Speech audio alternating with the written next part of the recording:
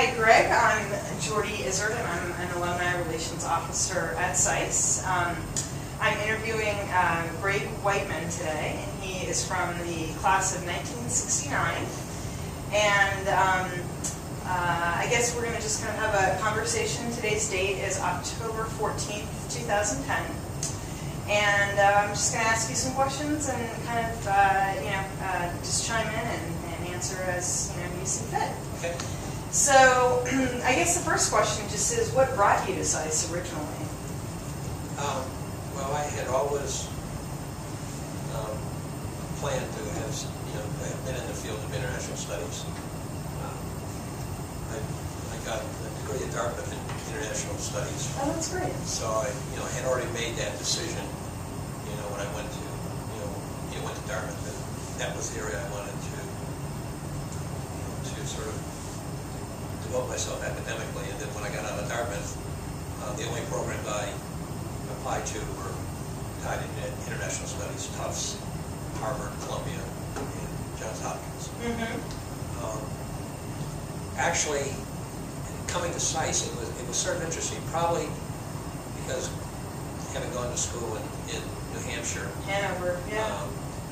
My reaction was that probably at the time I applied, the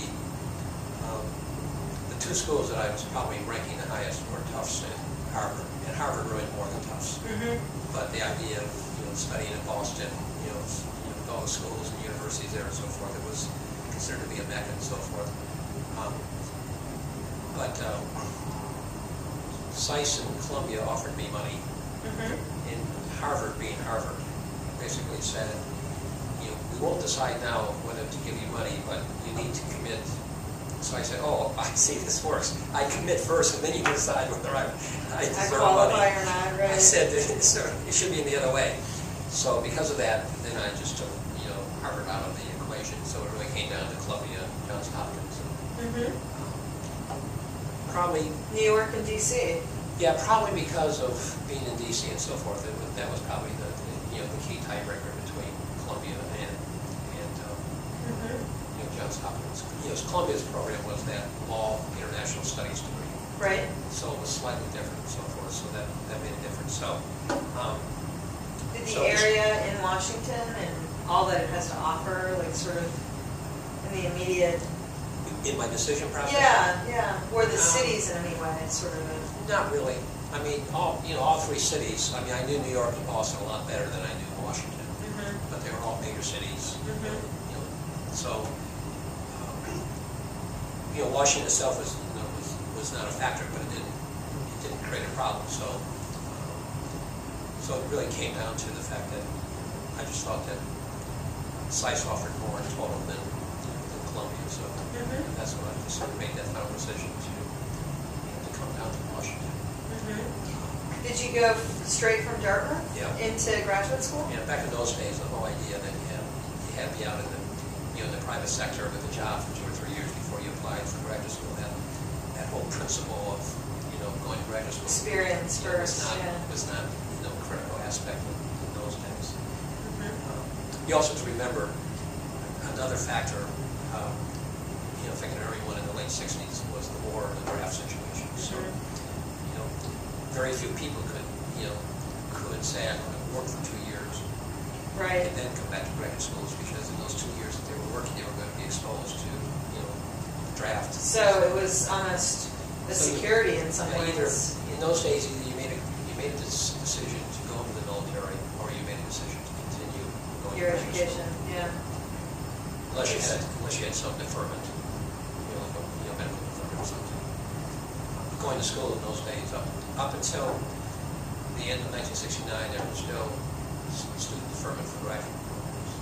So by going to graduate program, most of the kids did recognize that by continuing their education, they were able to then avoid the draft situation. So that was that was a significant impact on a lot of students.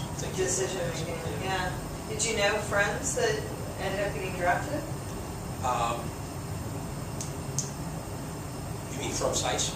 Well, no, just in your, where you sort of were making that decision. Did you have immediate friends that were No, I mean, there were, Dartmouth had a large, ROTC program, so there were a lot of students who were, already sort of committed to so that, yeah. they got their officer position and then went into the military. Mm-hmm. Actually, there was one. I was trying to think whether anyone from SAIS left and went. I don't think anyone from SAIS left to go into the military while I was there. So. Mm-hmm. Great. And what are your first memories of SAIS? Or what are your memories in general? Well, I think that for a lot of people, the location in those days, the original building, right there on Mass, across from Brookings, and Mm-hmm. big boulevard with trees and so forth. It was a city environment, but it didn't have a context of actually being in, let's say, in Midtown here, Washington State, no trees, just large buildings and so forth. So, and then being in those days, being right next door to the Canadian Embassy and so forth, you sort of immediately had this whole connection. Right. That you were in the midst of sort of the international world, because you had a embassy next door, you had Brookings across the street. Now you have 10 embassies next door. Yeah. Yeah. And so walking into the building the first time, I think was. And the other thing it had different than the other schools, it didn't have a campus unto itself. It just was a single building by itself. In the middle of Washington D.C. and so forth. So. And then in those days, the DuPont area is completely different than it is today. Mm-hmm. The DuPont area, that whole area, was much rougher than it is today. Once you passed 17th Street in those days, you were in areas that still were undeveloped and so forth. Just east of 17th Street, during the riots in '69, that whole area was a trouble spot and so forth. So the whole area was a much different area in terms of going to school in that area and living in that area and so forth. So it wasn't as much money as there is today. Right. The property and so forth. Right. Do you remember professors or courses you took? Oh yeah, I can remember several. Sonnenfeld, I took like 3 or 4 courses. I can't remember because I got my degree in Soviet Studies. And so Helmut Sonnenfeld, who later became Kissinger's #1 strategist for Soviet affairs, he was teaching at SAIS in those days. And it's like I can't remember. I think 3 or 4 courses from Sonnenfeld, and then Dr. Liska, who was in economics. Holborn, I remember, the American presidency was at Tucker. That was Holborn, and then Tucker taught several courses. I don't remember who else. Any favorite classes you took? All the courses tied to Soviet studies were obviously the ones I enjoyed the most. And you learned Russian? No. You did not? No. Okay. That was with SAIS and the language requirement to start a brand new language. Going to SAIS would have been really, really difficult. Right. So I didn't have that. So no, I had studied my junior year abroad in Austria, so when I came back, I just took German. Okay. But even after having spent a year in Austria with a good command of German, the language program still was.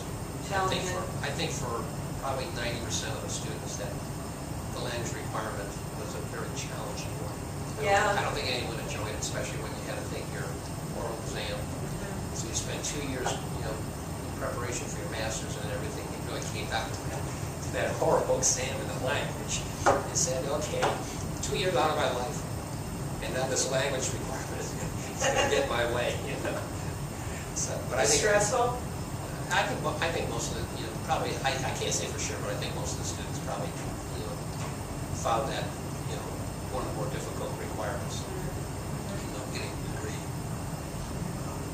On the other hand, the one thing that was not a requirement was a thesis, so that sort of compensated for that language requirement.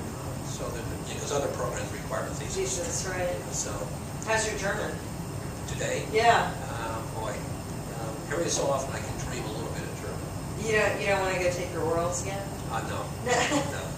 No, I mean, obviously everyone learns it. If you don't maintain that, right. and have the ability to really use it in a frequent basis, you will lose that. That's hard, yeah. That second language, relatively quick after you. I bet it comes back though if you ever wanted to use it. Well, I was over in Switzerland several years ago for a week, and I found the first couple of days it was, it's sort of like in first grade, and then by the third day things started coming back, and then by the end of the week I was much more comfortable and sort of had a working command of the language, not at the academic level, but right. in terms of being able to do things in the daily course of a day, in terms of going out and going to a restaurant or a bar and talking to people in a casual conversation. But it took like a week for it to really start to get to a level that I even begin to talk to people right. in a rudimentary way. Right. So it came back, but it wasn't as if all of a sudden it's in deep discourse with people about life and in philosophical yeah. discussion.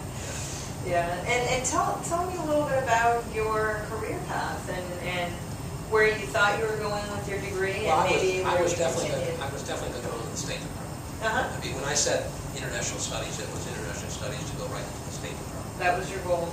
And did you do that? Nowhere near. Okay. Interesting. The State Department back in the late 60s, early 70s was still sort of this place that just had this prestige that carried over from the war and so forth. I don't think it's held the same regard today as it was then. So this was 69, and as I mentioned, the thing facing everyone was the military situation. Right. So every male who graduated from SAIS that year, basically unless they had already fulfilled their military obligation, was facing a very similar situation, which is, okay, what do we do? So, like a lot of people, took the exam, got on the list, but the list was long. At that time, it was like about 2 years in length before they gave you any hope that your name would come up for an appointment. So, okay, so what do you do for 2 years? You got the military situation in front of you. And then it's a risk anyway. That So, everyone had to put certain plans into place. So, one of the things that the State Department though offered everyone was they said, if you would agree to a position as a Foreign Reserve officer, not a Foreign Service officer, a reserve officer, which is a temporary position. They said if you would take this temporary position for 2 years, we will assign you to now. After 2 years, rotate you back, and then you automatically get your position, your appointment. So it was an offer that was, if you wanted to take that path, you would in fact, no matter where your name was on the list at the time you came back, you would be moved up to the top. So everyone said, well, I can't go into now, but the State Department, obviously it's not the same as being in the military. Then all of a sudden they added a couple of qualifiers to the offer. They said, foreign service officers in Vietnam were trained to carry a firearm for protection. They said, since you're not a permanent employee of the State Department, you will not be allowed to carry firearms. Oh, wow.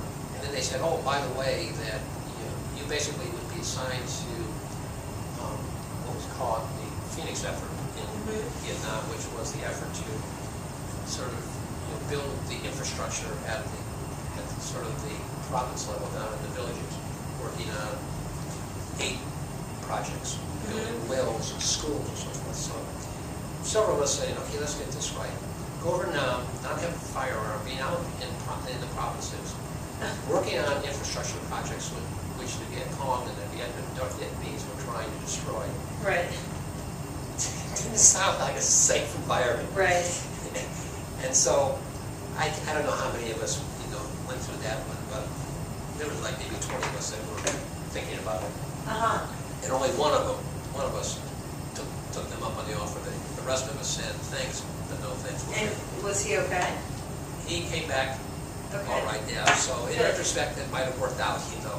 On the other hand, he might have been the only one. The other 19 might not have come back. Yeah, you don't know, right? So now all of a sudden, you know, I was faced with, okay, what do I do now? Because, you know, I have to figure out, you know, my alternative. So one thing I realized, if I was going to go in the military, I was going to go in as an officer. So I applied to all the officer candidate programs, Air Force, Navy, Army, and had all those set up so that if it came to the point that I had to, I would pull the plug and sign one of the, you know, into one of the programs. I hadn't decided which one it would be. But then I said, okay, then maybe there's a way I could get, you know, a job deferment, which are very, very difficult to come by. But being in Washington, I figured maybe working in the federal government, you know, I could find a way to get a deferment. So even though I hadn't really gone through that process, I began late in the stage to explore positions in those days, what was called the Management Intern Program, which was every federal agency had an executive development program for eventually for their officers. And you had to go through a qualification process with the Office of Personnel Management to qualify. Once you're qualified, you got put on a list, and then you could interview with any agency that you wanted to interview with for a position. So it was late in the process. This was about in the spring of '69. So I began interviewing with a lot of government agencies. But most of them had already filled all their intern positions. Right. So they said, you know, all we can do is wait for the next year and then bring you in a position then if you're going to wait a year. Oh, wow. Which means there's a lot of potential waiting. Yeah, so that was the same thing. And one agency that I had never because the only agency that I was really looking at was any agency that I thought, you know, there could be some relevancy to, you know, international affairs. So some of the agencies had programs that were international programs. So like, you know, agencies even like agriculture and commerce because of their international outreach programs and so forth. But obviously, an agency that I never thought about was the Postal Service at that time, all the post office department. So I consider them, but they reached out to me and invited me in for an interview. And my first reaction, why would I do it? Which was not really thinking forward too far, because what risk would I take by going through an interview process? Right. So I said, okay, I'll go through the interviewing process. If nothing else you learn, or you familiarize yourself with go through the process and just get experience.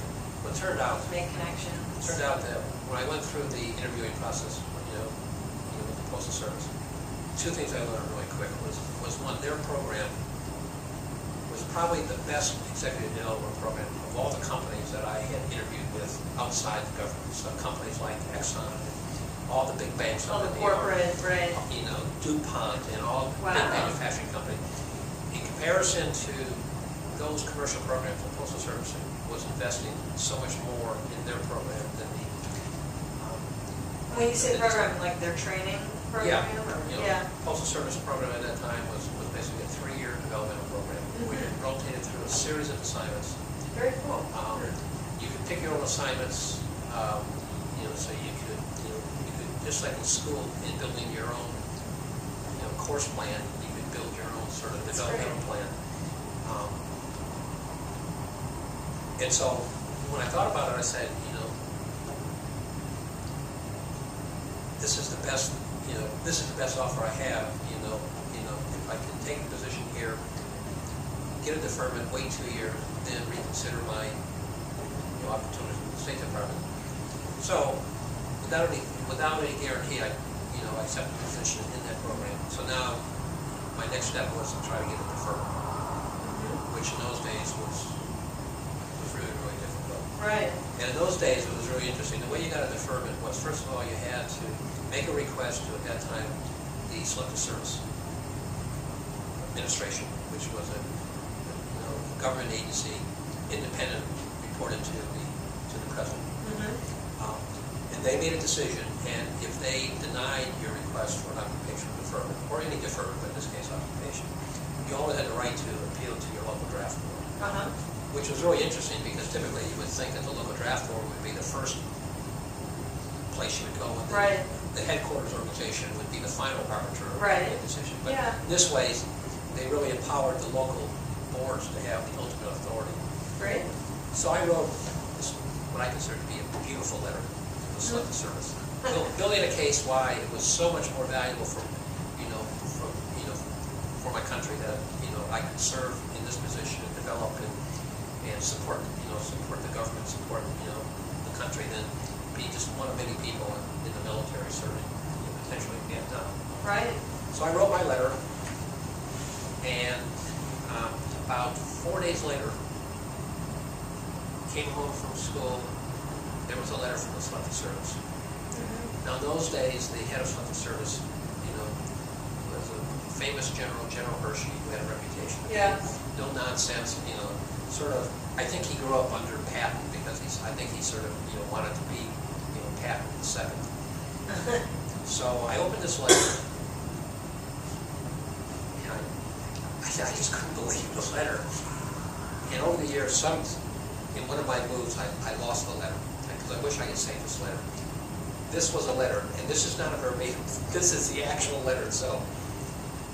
Dear Mr. Whiteman, over my dead body, sincerely, General Hershey. So I took it that he wasn't too pleased with my request. That he obviously personally wrote that letter. This was not a form letter. I really got him upset. So I figured, well, okay. Next step is to send my letter and my request for a review to my local draft board. Sure.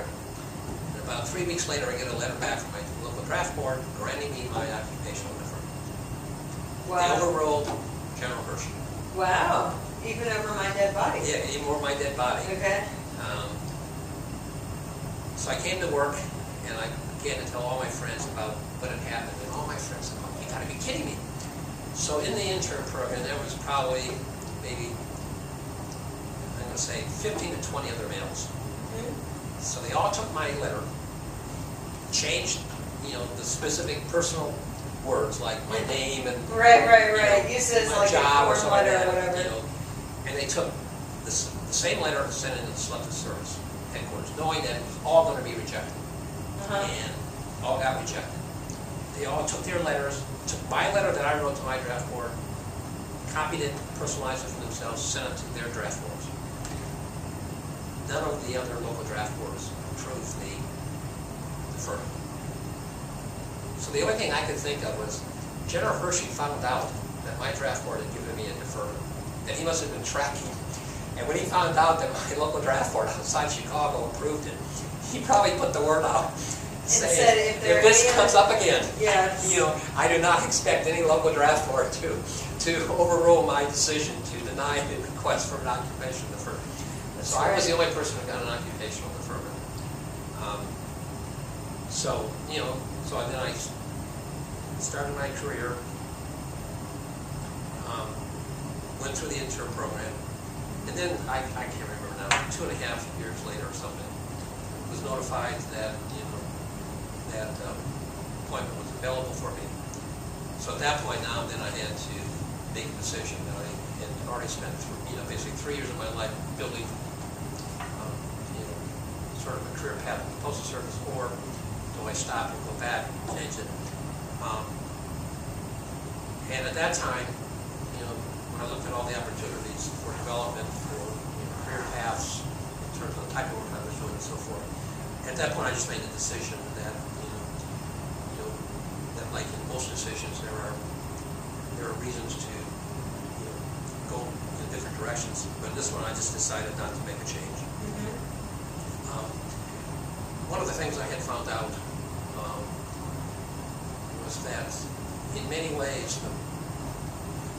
the work that I was doing then, and then as I left the intern program and moved into the marketing organization of the Postal Service, basically everything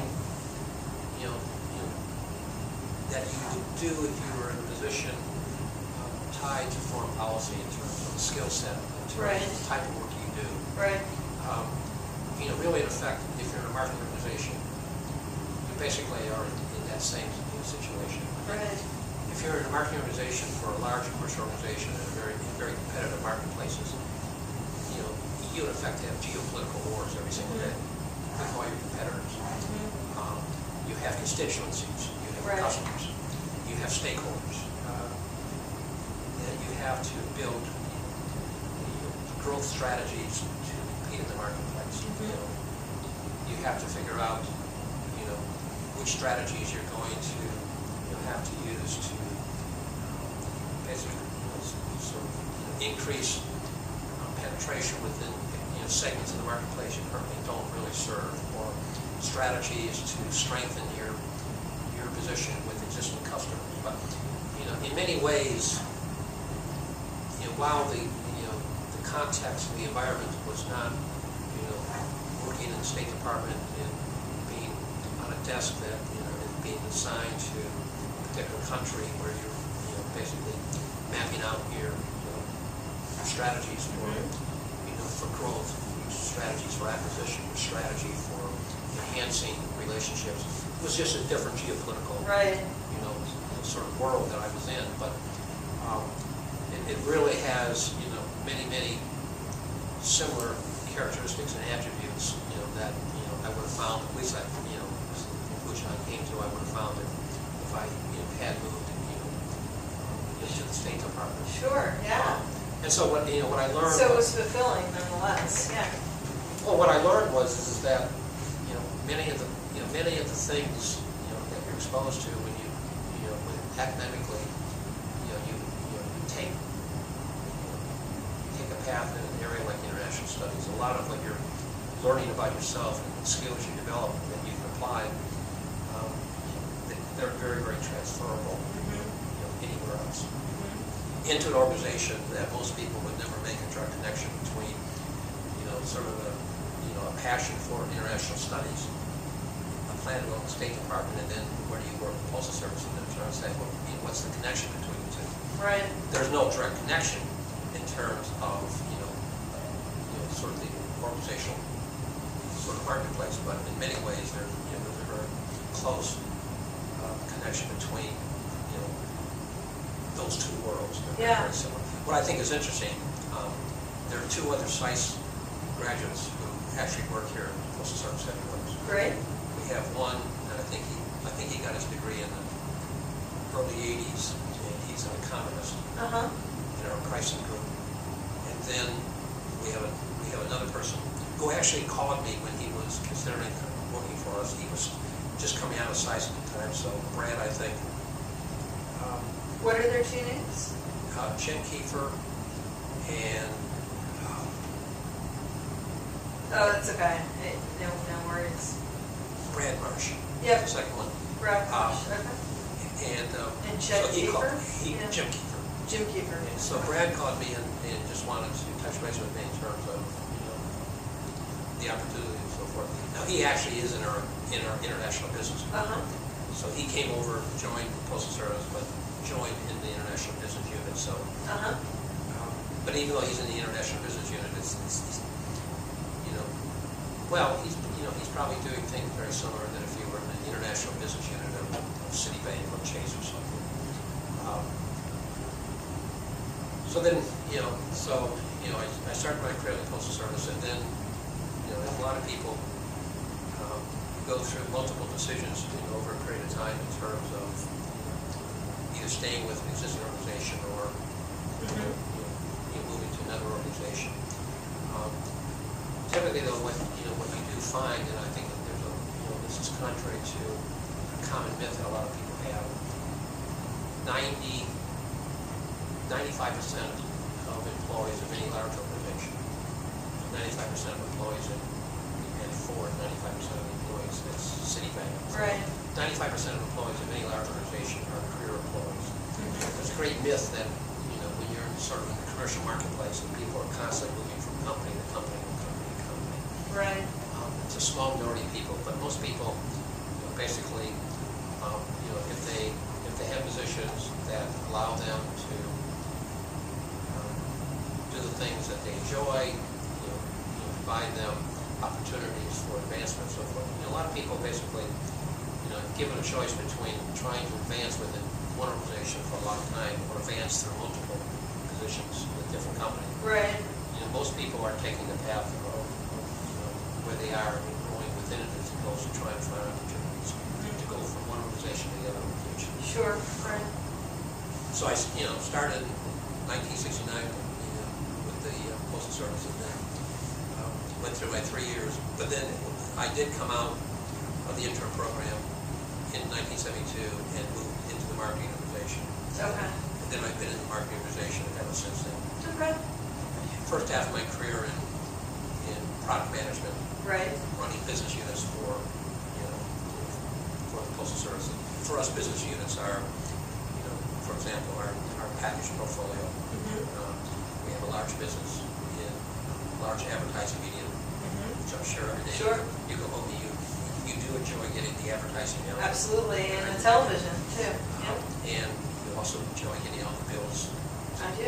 But you also enjoy those checks that come in too. So yes, but we have a big financial transaction business. We're a major player in the entire financial industry because 85% of the total GDP of the country still is flowing through mail. Yes. So we're crucial for the infrastructure to the economy.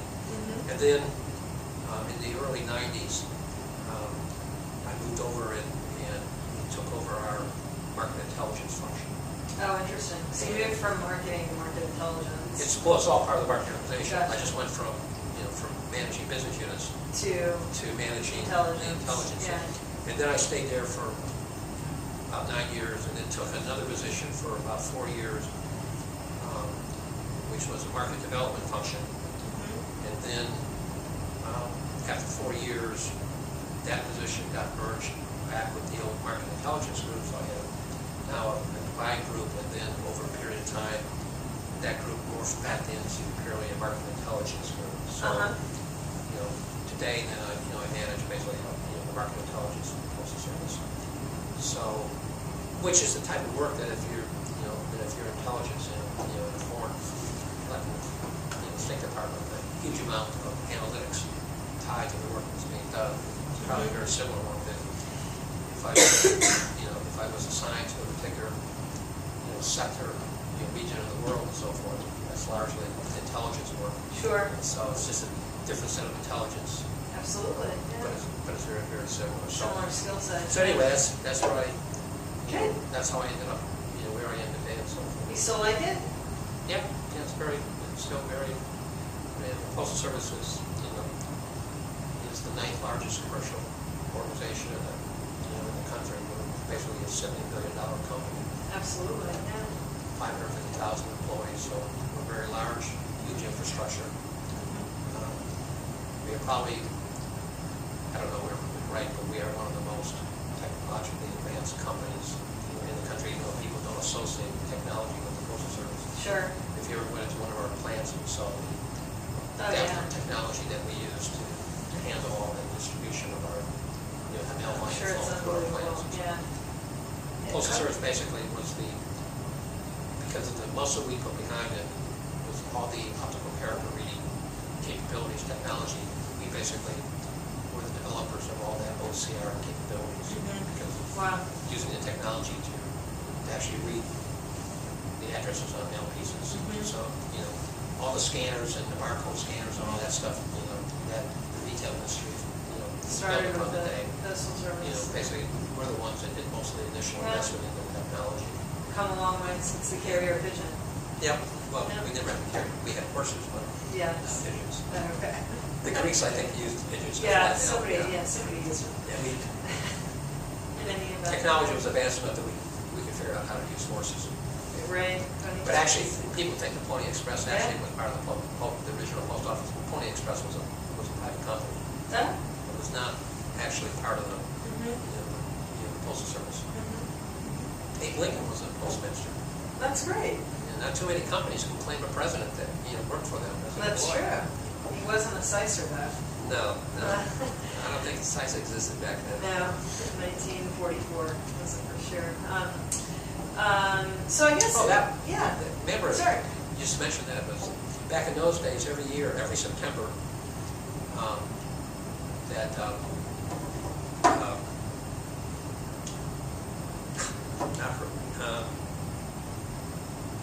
NITSE used to have a party on a Saturday. NITSE, yeah. All NITSE, all the students would go out to his estate in Virginia in September and spend the whole day out at his estate. Oh, wow. Yeah, so that's great. back in those days, he was, I mean, as one of the founders of the school, he was always very, very close to the school himself. Wow. That's a hospitality. Wow. Yeah. Now they do it every Friday in the afternoon in the courtyard. They do what? They have a Friday happy hour. Oh. All the students get together. Oh, back in those days, we had a lot of, even though there was, even though everyone lived throughout the city, Sure. and even outside the city, surprisingly for that type of school environment, the students were very, very close. And so it wasn't as if you studied and then went to where you were living and didn't have any Right, and relationship. didn't have it wasn't like a city commuter campus. Yeah, it was. Everybody was so close. The student body was very, very close. Yeah. To each other and so forth. That's great. So.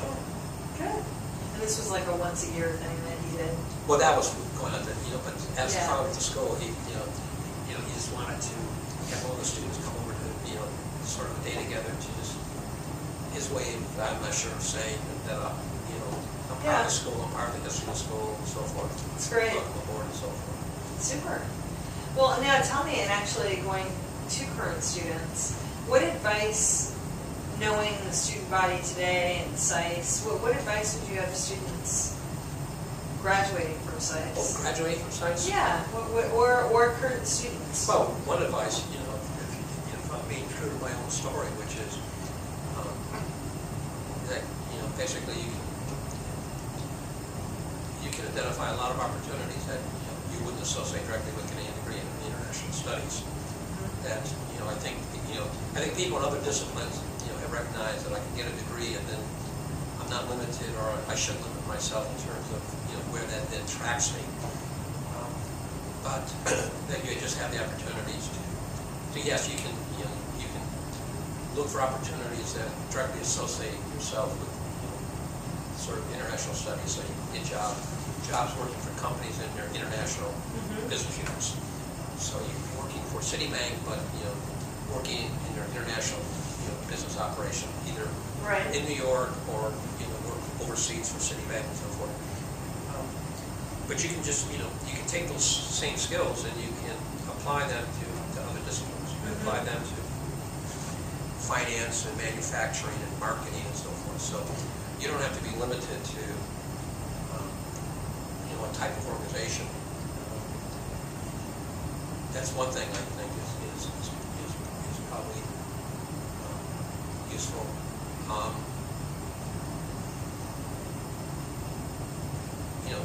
I think the other thing, which is wherever you go, though, the one thing that I don't think anyone learns when you're in school.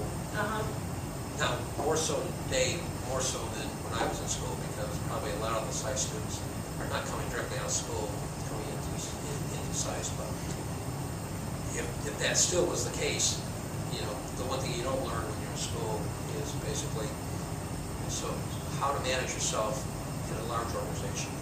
What are expectations that people have of employees? What are expectations that you should have of yourself as an employee? The things that I always call the work ethics. The commitment of time and effort. The understanding that you're going to have to manage collaborative ways with people. Students can have a tendency to be very independent, and that you don't have to to collaborate or cooperate. You can be very competitive, and you can act very competitive, in a very dysfunctional way, and probably it doesn't bother you, it doesn't hurt you. But if you act competitive in a large organization in a dysfunctional way, you're not going to probably have a very productive position in an organization. So you have to learn to work within Sure. large groups of people and so forth. And that's one thing that any school teaches its students, which is code of conduct. And how to be successful when you're in the workplace. Right. So those are the things that either you start to learn when you get into those new positions. At the same time, you have to be very careful that you don't defer. Right. That you don't go into an organization and say, okay, now I'm a new employee at the beginning of the organization. I have to be careful about how you still have to be confident in yourself. You still have to be able to handle yourself productively in work situations. So you need to find that right balance between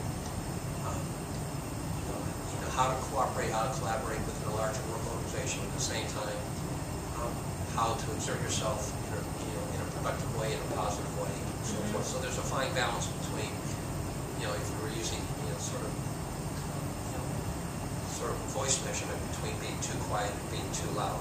Figure out how not to be too quiet, not to be too loud, to sort of find the way to present yourself in an organization that's going to allow you to work sort of both ends against the middle. So those are two things that I think anyone coming out is going to have to think about. Yeah, that's great. I always think too, if kids learned on the financial side of management, and this is kind of unrelated to SAIS specifically, but like in high school they taught like finance management in the world.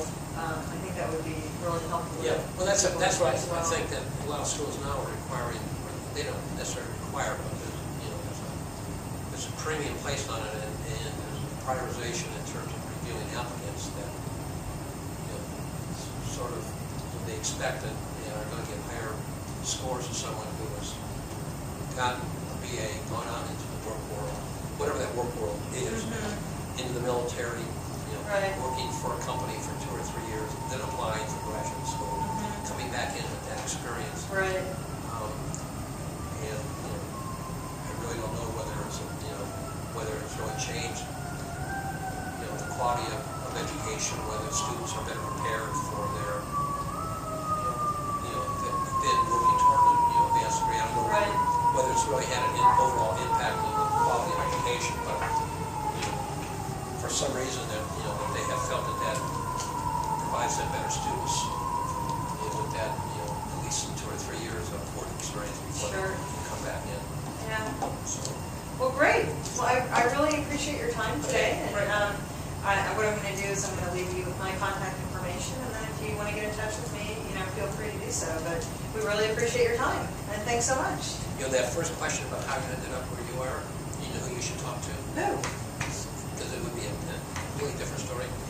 You may have already identified him, Peter McGowan. Okay, Peter McGowan. Okay. Peter was a year ahead of me, and great. And while we were in school, we were pretty close. I had like 68 or 70. 68. Okay, great. Peter was a very interesting person. First of all,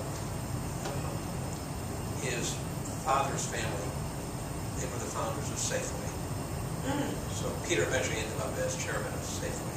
Oh wow. Okay. So his mother's family, one of his grandfathers, I think it was Fenner, was one of the founders of Merrill Lynch. So I used to kid Peter. I would say, most people when they talk about being born into money, is as a grandfather or the mother, I said, when you're born into basically in what today would be a billionaire family on your father's side and a billionaire family on your mother's side, you shouldn't be able to dominate money. I mean, one of the grandparents should be. I mean, but unbelievably wealthy, obviously. But when he was at SAIS, I mean, I can't remember what it was, but he had this really beat up car, and I kept on saying, why do you have a car like that? You can afford a better car. It's not as if you have to save and so forth. I don't know whether it was, the way his parents had expectations on him and so forth. But then the interesting career path was when he decided to leave Safeway. He was still young. He ended up as the owner of the San Francisco Giants baseball team. Right. Yes, I know exactly who he is. Now, how did you go from SAIS to Yeah. owning a baseball team? You know, where was the linkage between those? You know, Absolutely. between that. So if you just jump past the fact that he actually, you know, ended up back in the business world, Right. Safeway, you just sort of forgot about that one. You just went SAIS in the San Francisco Giants. Yeah, that's great. Trying to say, okay, that's not a career path, you know, typically. He actually, I think, after he left SAIS, I actually think he went, and I'm not sure whether it was 1 or 2 years. I think he went to Thunderbird out in Arizona, which was an international finance program. Sure. So, Yeah. you know, I think he actually, you know, extended his international studies regimen to, Great. you know, to another school that, you know, broadened his sort of experiences. Yeah. So, Well, Greg, thank you so much for your time today. Okay. We really appreciate it. and so now you know how to get back out.